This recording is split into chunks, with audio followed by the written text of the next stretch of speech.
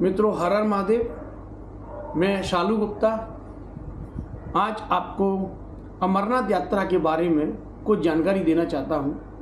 जो शिव भक्त पहली बार श्री अमरनाथ जी की पावन यात्रा करना चाहते हैं या प्लान कर रहे हैं या जा रहे हैं, उनके लिए वीडियो काफ़ी मददगार साबित हो सकती है। तो मेरा आपसे सिर्फ इतना ही अनुरोध है कि आप अमरनाथ यात्रा का प्लान कर रहे हैं तो इस वीडियो को पूरा देखें। इसमें आपको कुछ जानकारियाँ और लगभग मेरा 15 से 20 साल का तजुर्बा और गवर्नमेंट के क्या रूल हैं वह भी आपको सारा का सारा इसके अंदर पता चलने वाला है। तो मैं अपनी बात को शुरू करता हूँ देरी ना करते हुए। सबसे पहले हमको पहुँचना है, जो श्रद्धालु जन है बाई एयर जाना चाहते हैं तो वो या तो जम्मू तक की टिकट करा सकते हैं या श्रीनगर तक की करा सकते हैं। तो मैं आपको इसमें दोनों तीनों तरीके से मैं आपको बता दूंगा। तो क्रम बाई क्रम मैं आपको बताता हूँ। सबसे पहले मैं फ़्लाइट का बताता हूँ कि आप नज़दीकी जो एयरपोर्ट है वो नंबर 1 पे है श्रीनगर। श्रीनगर एयरपोर्ट की आप टिकट बुक कर सकते हैं। और उसके बाद में अगर आपको श्रीनगर की टिकट नहीं मिलती है या नहीं जाना चाहते हैं तो आप जम्मू की टिकट बुक कर सकते हैं। जम्मू पहुंचने के बाद में जो भाई लोग भक्तगण जम्मू पहुंचते हैं फ्लाइट से, उनको जम्मू पहुंचने के बाद में श्रीनगर आना होगा। और जो श्रद्धालु जन श्रीनगर आ चुके हैं एयरपोर्ट पर, वो श्रीनगर ही रहेंगे। अब बात करते हैं हम ट्रेन की। ट्रेन की सुविधा माने तो उधमपुर तक है, वैष्णो देवी तक है, लेकिन अमरनाथ यात्रा करने वाले श्रद्धालु जन को जम्मू उतर जाना ही बेहतर है। जो श्रद्धालु जन जम्मू उतर जाते हैं और वहाँ से वो अपनी यात्रा को प्रारंभ करेंगे। अब वहाँ से यात्रा किस प्रकार प्रारंभ होगी? सबसे पहले आपको अमरनाथ यात्रा करने के लिए, चाहे आप टैक्सी से जा रहे हो, चाहे आप जहाज़ से जा रहे हो, चाहे आप ट्रेन से जा रहे हो, सभी यात्रियों को रजिस्ट्रेशन कराना अनिवार्य होगा। उसके लिए कोई विशेष डॉक्यूमेंट्स की आवश्यकता नहीं है। एक मेडिकल सर्टिफिकेट आपको चाहिए, जो कि अमरनाथ साइन बोर्ड की वेबसाइट पर से आपको फॉर्म मिल जाएगा।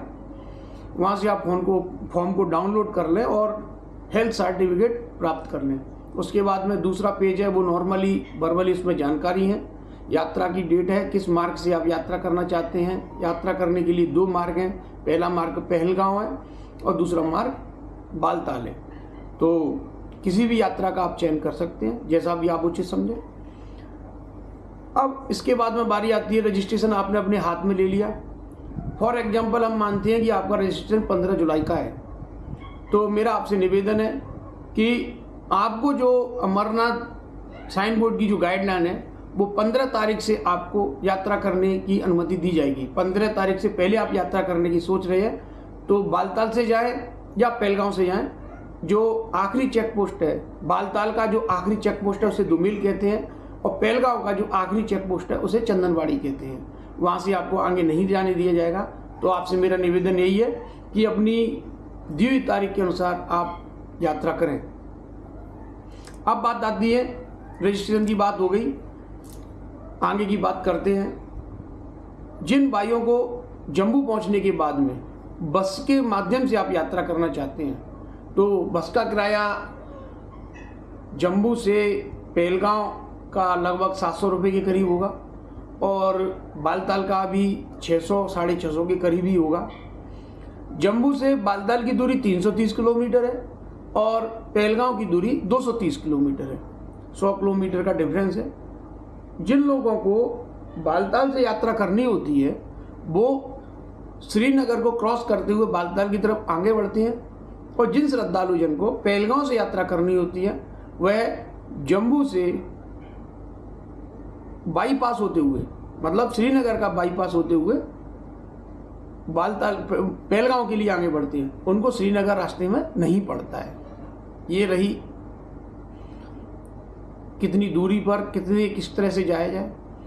तो इस बात को ध्यान रखें कि पहलगांव जाने वाले दर्शनार्थियों को श्रीनगर जाने की कोई आवश्यकता नहीं है। घूमने के लिए जाना चाहते हैं वो एक अलग बात है। अब दूसरी बात आती है हेलीकॉप्टर।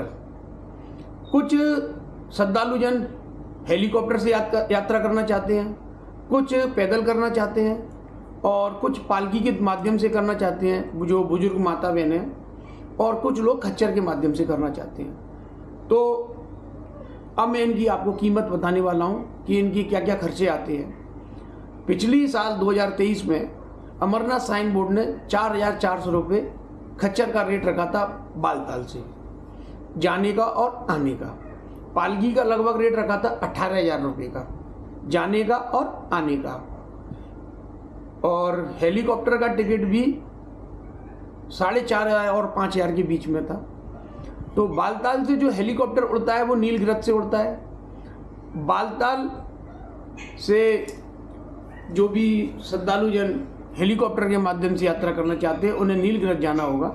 मतलब उनको रुकने के लिए सबसे ज़्यादा सही जगह पड़ेगी सोनमार्ग, और सोनमार्ग नहीं रुकना चाहते हैं क्योंकि होटल वहाँ महंगे हो जाते हैं, तो वह रुक सकते हैं आपके नीलगिरज के पास में। अमरनाथ के भंडारे लगे होते हैं, सेवा संस्थाएं चल रही हैं, वहाँ पे आप फ्री ऑफ कॉस्ट रुक सकते हैं, खाने पीने की सारी व्यवस्था रहती है। आप बालताल में रुकना चाहें तो रुक सकते हैं, लेकिन एक प्रॉब्लम ये हो सकती है कि आपकी जिस समय की उड़ान है तो उस समय आपको बालताल से नीलगिरज जाने के लिए शायद साधन ना मिले, क्योंकि वहाँ पर रोक लगा दी जाती है, गाड़ियों को बाहर नहीं निकलने दिया जाता है, इसलिए ये प्रॉब्लम आपको आ सकती है। हाँ, हो सकता है आप अपनी हेलीकॉप्टर की टिकट दिखा दें तो आपको जाने दें। बात आती है चंदनबाड़ी की। चंदनबाड़ी से हेलीकॉप्टर की व्यवस्था है, उसका टिकट भी लगभग इतना ही होगा, और दोनों तरफ से ही आप चाहे पहलगांव से हेलीकॉप्टर से जाइए, पहलगांव से चंदनबाड़ी, चंदनबाड़ी से अमरनाथ जी की यात्रा, चाहे आप बालताल से जाइए, जैसे कि मैंने आपको बताया नीलगिरज से हेलीकॉप्टर उड़ते हैं। दोनों जगह से ये हेलीकॉप्टर आपको पंचतरणी पर ले जाके छोड़ देते हैं, जो कि अमरनाथ जी की जो पवित्र गुफा है वहाँ से लगभग 4 से 5 किलोमीटर की दूरी है। वो आपको पैदल, खच्चर या पालकी के द्वारा तय करनी होगी। ये आप डिसाइड करें आप किससे जाना चाहते हैं। दूसरी बात आती है कि पहलगांव जाने वाले बंदों को पहलगांव के बाद में चंदनबाड़ी, जो कि टैक्सी के माध्यम से कवर किया जाता है, पैदल जाने की आवश्यकता नहीं है, और चंदनबाड़ी से पैदल, पालकी, खच्चर या हेलीकॉप्टर के द्वारा आप यात्रा कर सकते हैं। चंदनबाड़ी से अमरनाथ जी की पवित्र गुफा की दूरी लगभग 32 किलोमीटर है, और पहलगांव से श्री अमरनाथ जी की पवित्र गुफा की दूरी 15 से 16 किलोमीटर है। आप ऐसा भी प्लान कर सकते हैं कि चंदनबाड़ी से आप यात्रा करें और बालताल से आप उतर आएँ, और ऐसा भी कर सकते हैं आप बालताल से यात्रा करें और बालताल से ही उतर आएँ। लेकिन आप जिस मार्ग से यात्रा शुरू करना चाहते हैं आपको रजिस्ट्रेशन वहीं का ही फिल करना होगा। वहाँ पर 2 मार्ग दर्शाए गए हैं फॉर्म के अंदर। आप पहलगांव से यात्रा करना चाहते हैं या बालताल से। आप पहलगांव से करना चाहते हैं तो पहलगांव पर टिक कीजिए, और बालताल से करना चाहते हैं तो बालताल से टिक कीजिए। ये एक समझदारी वाली बात बता रहा हूँ मैं आपको। कुछ श्रद्धालु जन से ऐसी गलती हो जाती है कि वो बालताल को तो टिक कर लेते हैं, पहलगांव से मन बना लेते हैं। पहले आप डिसाइड कीजिए आपको यात्रा कहाँ से करनी है, किस जगह से करनी है। मेडिकल फैसिलिटी वहाँ पर कॉमन रूप से सारी रहती हैं, लेकिन आपकी जो विशेष दवाइयाँ चल रही हैं, जो भी ऐसे हमारे श्रद्धालु जन हैं जिनकी छोटी मोटी कोई दवाई चल रही है, बीपी की, शुगर की, जो भी आपकी किसी भी चीज़ की दवाई चल रही हैं, वो दवाएँ हम अपने साथ में ज़रूर कैरी करें। अब मैं आपको बताता हूँ कि वहाँ पर आपको क्या क्या सामान ले जाना चाहिए। बहुत अधिक गर्म कपड़े ले जाने की ज़रूरत नहीं है, हल्के फुल्के गर्म कपड़े लेके जाइए, कम से कम लगेज लेके जाइए, और अगर आपके घर पर छोटे साइज की बैटरी या मतलब टॉर्च है तो ले जाइए, नहीं है तो पैसे डालने की कोई आवश्यकता नहीं है। पूरे रोड पर लाइट लगा दी गई है, रोड पर बहुत कार चल रहा है, और रास्ते में 3 एम्बुलेंस भी खड़ी की गई हैं जो कि आपातकालीन में काम में ली जाएंगी। और इसके अलावा आप एक कैप ले जाना ना भूलें, जिससे कि सर्द हवाएं चलती हैं तो उससे आपको कोई प्रॉब्लम ना हो। और दूसरा, रास्ते में आप जाते हुए कपूर को बिल्कुल ना सूंघें, उससे आपको और प्रॉब्लम होती है, ना कि उससे कोई फ़ायदा। जो माता बहनें जा रही हैं वो अपने सारी दवाई वगैरह ध्यान से अपने साथ लेके जाएं, शाल है लेके जाएं, और ऐसे गर्म कपड़े लेके जाएं जो कि अधिक वजनदार ना हो। कंबल वगैरह आपको ले जाने की कोई आवश्यकता नहीं है। चाहे आप पहलगांव से यात्रा कर रहे हैं, चाहे आप बालताल से यात्रा कर रहे हैं, दोनों जगह पर काफ़ी भंडारे लगे हुए हैं। वहाँ पर आपके सोने की पूरी व्यवस्था की गई है। खूब अच्छे अच्छे कंबल आपको दिए जाएंगे, खाने पीने की पूरी व्यवस्था की गई है। अगर आप भंडारे में नहीं रुकना चाहते हैं तो वहाँ पर कश्मीरियों के प्राइवेट टेंट हैं, उनके अंदर भी आप रुक सकते हैं। और मैं आपको यही बताना चाहता हूँ कि 29 जून 2024 से अमरनाथ यात्रा शुरू हो रही है। यात्रा जाने से पहले लौटने की टिकट को ना कराएं। अगर लौटने की टिकट आपने करा ली है तो करानी है आपको, तो कम से कम यात्रा के अंदर बीच में तीन दिन का गैप, 3-3.5 दिन का गैप आप देकर चलें, क्योंकि बरसात के चलते हुए, मौसम ख़राब के चलते हुए कभी कभी यात्रा रोक दी जाती है और आपने वापसी की टिकट करा ली और यात्रा आपकी अभी हुई नहीं है तो आपको परेशानी का सामना करना पड़ सकता है। तो संभव हो तो यात्रा करने के बाद में आप वापसी की टिकट कराएं, और अगर पहले ही आप कराना चाहते हैं तो कम से कम 3 दिन का अंतर लेके चलें यात्रा की वापसी की टिकट का। और इसी के साथ मैं आपसे यह भी कहूँगा कि काफ़ी लोगों से क्या गलती होती है कि उनके साथ वाले बिछड़ जाते हैं तो वो इधर उधर तलाशते रहते हैं। तो इस बात को ऐसा ना करें। जहाँ भी आप टेंट में, प्राइवेट टेंट में रुक रहे हैं तो उसका परमानेंट एड्रेस, मतलब एक ऐसा आइडेंटिफिकेशन कर लें जिससे आपको उस जगह पर आने में कोई परेशानी ना हो।